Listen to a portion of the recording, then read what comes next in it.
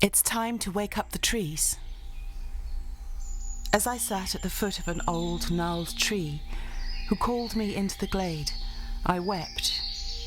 I wept because I had not spoken to a tree since I was 17, and that although my connection was still there, always admiring them, I'd forgotten their meaning and had not acknowledged the earth on which I lived, instead opting for prayers and worship in the opposite direction, always aiming for the sky and the divine masculine, ignoring the divine feminine. It's a long journey of awakening, but my time to speak is now. My history is not important, only the revelations I've been able to see, and how this might serve you in your journey. I'm not alone. My ability to join the dots together is somewhat of a movement right now, but there are pieces missing. The knowledge is fragmented, so I've been waiting for the right time to fill in some more gaps. In this video, I seek to show how the truth is hiding in plain sight. I seek to demystify the symbols, stories and tales, to show you who you really are. We've been lied to, indoctrinated, and made to feel unworthy. But the truth is written in our hearts and minds, and nothing, no nothing, can separate us from that forever. The truth will out. I think and feel it's important that at this time we discern the difference between truth and falsehood. Here, I will show you some things that might inspire you and might validate all you've been feeling, consciously and unconsciously. At this time of global awakening, people are making decisions out of fear. I trust that this video and subsequent videos will remove that fear, and that as we transition into our best selves, the process will be made easier through the information here. And so I'll begin. In 2018, I heard an inner voice say, research the pineal gland. As a born-again Christian, it was not allowed and considered the enemy's camp. As a seer and someone who had grown up in an occult background, I knew there was nothing to fear. I'd studied the Bible intensely for 7 years, had had a deliverance ministry, been a worship leader, and I was delivered myself from Freemasonry and other unwanted extras left over from my childhood. So I dived in. The pineal gland is in the centre of the head, has rods and cones just like an eye, and responds to light. I think it responds to sound and vibration too. Even blind chickens know when it's spring owing to their pineals. This mysterious gland is not paired like other organs in the body. It's on its own. It's about the size of a grain of rice and looks just like a pine cone. When I was about 30, many years ago, my stepmother said something very odd to me. She'd kept a pine cone from the first walk we'd ever been on. She said, I've kept this. It's very special to me. One day, Helen, you will know the meaning of it, but not yet. I asked her to explain, but she wouldn't. It took me until I was 53 and the passing of all my family to really understand. And what a journey it's been. The pine cone is found on the Pope's staff, outside buildings, in Freemasonry, and in fact all over the world as a symbol of the third eye. These things are common knowledge now, as illustrated in the following pictures.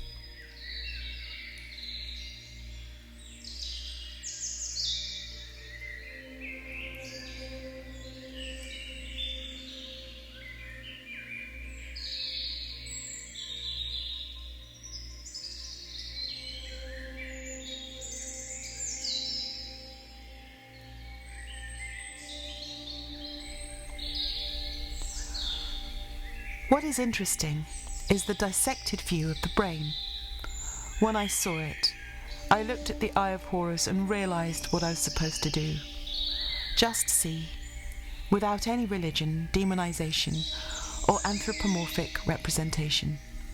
That was it.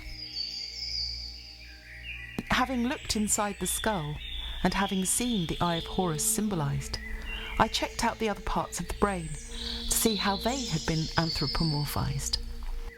After a bit of cognitive shock, let alone dissonance, I realised that Genesis was talking about how a human being is formed and that the Garden of Eden is inside our heads. There was the Arbor Vitae, the Tree of Life, attached to the pons, and wait, the pons look just like Jesus hanging on the cross, which is why people are taught that the Tree of Life is Jesus. Hang on a minute, I thought. I saw the cerebrum, and having studied Latin, realised that they were the cherubim. Then I saw the Ark of the Covenant, and it all became clear. I remembered. It also dispelled all the nonsense that people had been talking about. I'd been asking Spirit about the land of milk and honey. Upon further examination, I found that the pineal gland creates a hormone called melatonin, which is honey-coloured, and the pituitary gland creates a milky substance called oxytocin. Then it clicked. The land of milk and honey is the hormonal process that happens in our brains and nervous system. The cerebral spinal fluid is the milk and honey, and it descends down 33 vertebrae and into the sacrum or house of bread, Bethlehem, literal translation, where the God seed is fertilised, energy, and is raised up to the vagus nerve, where it crosses it, the crucifixion. It then lies dormant for 2.5 days in the claustrum or tomb and ascends potentised back to the pineal. It is known as oil, and the direct translation for that is Christ. Christ means oil. The story of the Christ is an anthropomorphic, personalised representation of what naturally happens in our bodies. Raising the Christ or chrism in other cultures is known as raising the kundalini. This is forbidden in current Christian circles, apart from the Pope, of course, who knows all about it.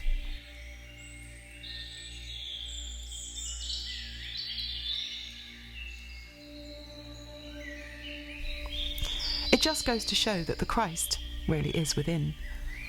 The meaning of this is deep. The deception is also quite deep.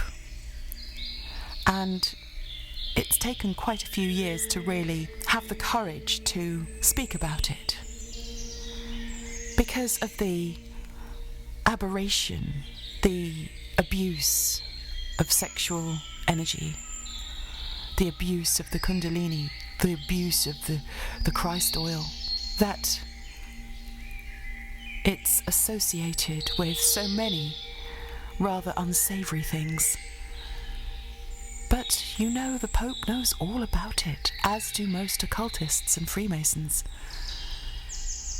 It's been demonised, and it's time for us to take back our power and to know who we are, and that this process, this beautiful process, this energetic, almost circuit board, needs to be completed so that we can empower ourselves and meet, in a sense, you could say, God face to face at pineal or pineal. We climb Jacob's ladder. We wrestle spiritually until we become awakened. And there is the beginning. There is the Genesis. There's a lot to examine here, and I will do so in other videos, just on this topic alone. But for now, it's just an intro to the demystification process. If we look a little closer here at the pons, we can see the horned god known as Pan, Hern, and many other names. It has been demonised, but look, it's right there for all to see. As a musician, I could see that it actually looks like a tuning fork, a resonator, and knowing the power of sound creating form, I can see how the real knowledge of this could be hidden by those who seek to disempower others, causing us not to know who we really are.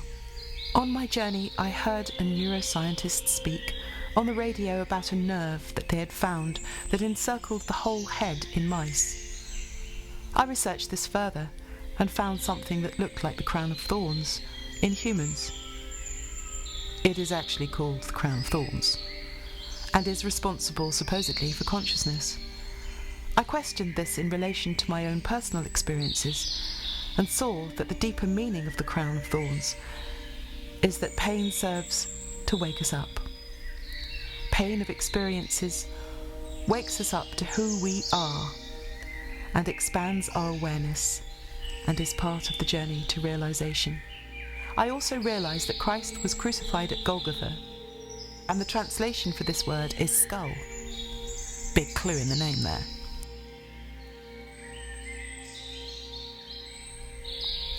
The pons and the pineal is represented in many different cultures. Here are some pictures to show this.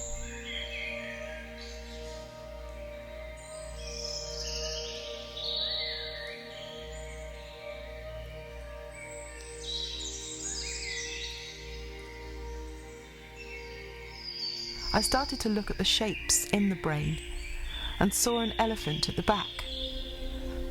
Then I remembered my time looking at Indian gods and saw Ganesh and Vishnu, and then the 12 cranial nerves, the 12 apostles.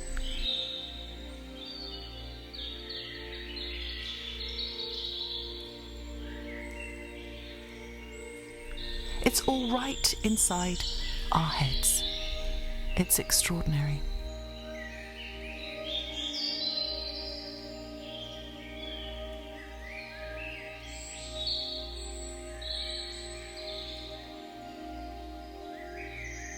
I started to see how beautiful it all is, how incredible and marvellous.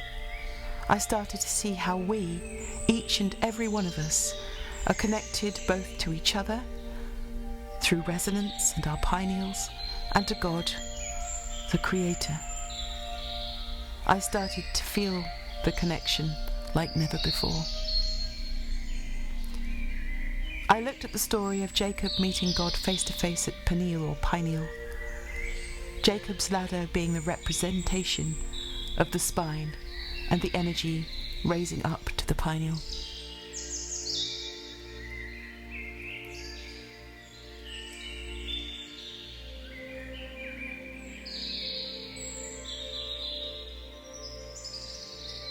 I saw that the Ark of the Covenant is the pineal. I saw that the cherubim are the cerebrum,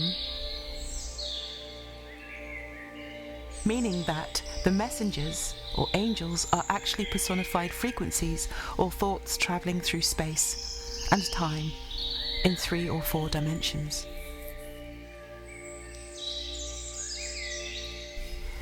I looked at the stories of old, the myths and legends, and how they're beautiful manifestations of our consciousness. I realised that everything happens in the invisible world first, and that the earth is the physical, natural, latent effect of this. I saw that everything internally is represented and manifested externally, from the elephant to the cobra. That we are energy and frequency, just as I always thought, from when I was a child. I realised just how we've been lied to and indoctrinated and disempowered, that our beautiful bodies had been abused and demonised, that we had been controlled and made small. Of course, they don't want us to know who we really are, lest we do something about it. I see how we're connected to our own constellations, our inner constellation represented externally, if we take the time to look. The way out is the way in. And this is just the beginning of the demystification, a sort of introduction. I do hope you found this useful, and I look forward to making more videos and going a little bit more deeply into things.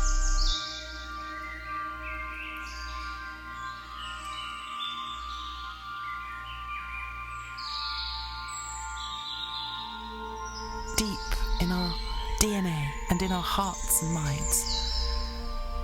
The truth is written. That's how we've been made.